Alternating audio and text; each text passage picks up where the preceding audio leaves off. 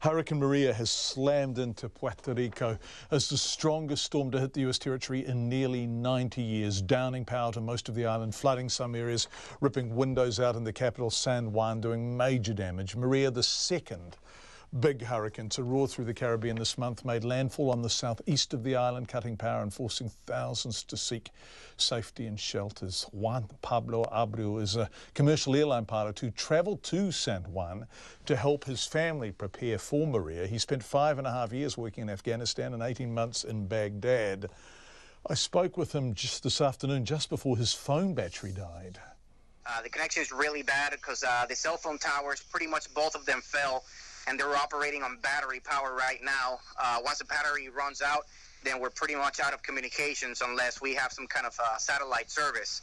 Right now, the entire island, it's without power, completely 100%. All you can hear outside right now is just the wind gusts of the remains of Hurricane Maria right now. The storm is actually, I think, already on the way to the top of the Dominican Republic. However, for the last 12 hours, in comparison, this storm, it has been the strongest storm in Puerto Rico since before the Great Depression.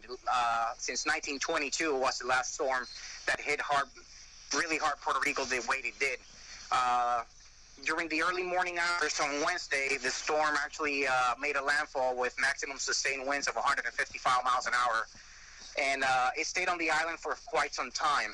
So not only the wind damage was extensive, but also the amount of rainfall as well.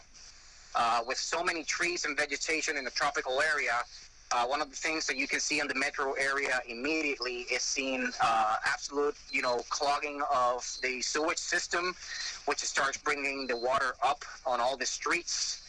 And there's plenty of municipalities within the metro city area and outside, the metro city area that are completely underwater right now. Main bridges that actually are highway to connect one side of the island to the other are underwater. Some other municipalities right now, for example, the northeastern corner of the island, like Rio Grande and Fajardo, are completely inaccessible as well. I heard that the three main marinas in the northeastern coast of the island, Puerto del Rey, Puerto Chico, and Villa Marina, they're pretty much destroyed as well. I was not here for Hurricane Irma, but Hurricane Irma was just brushing Puerto Rico, and it passed about 55 nautical miles northeast of the island. So the winds that were actually reported over here were tropical storm force winds up to 70 miles an hour. Right now, Puerto Rico reported approximately on one of the outer islands 137 miles an hour as a peak gust. Some other places in the interior 120, 115, and 110. But those are just winds damage right now. Once again, it's just the amount of time that the storm was here on the island.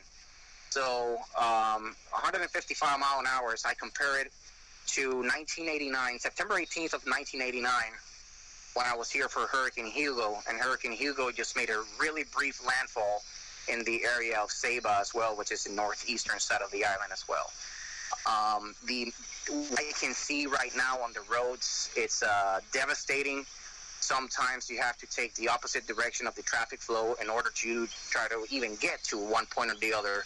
I've seen cars floating around, stop signs, tree power lines,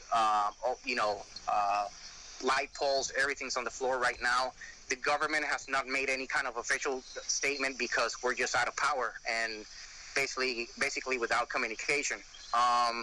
Through some friends that I have that work for the local government over here, they were telling me that the Federal Aviation Administration has reported that the main air traffic control tower has two antennas. One of them has fallen down, and they're still working on repairs because the way things are going right now here, things are gonna, this is decaying rapidly, and we need to open the main ports and the airport so we can start receiving supplies.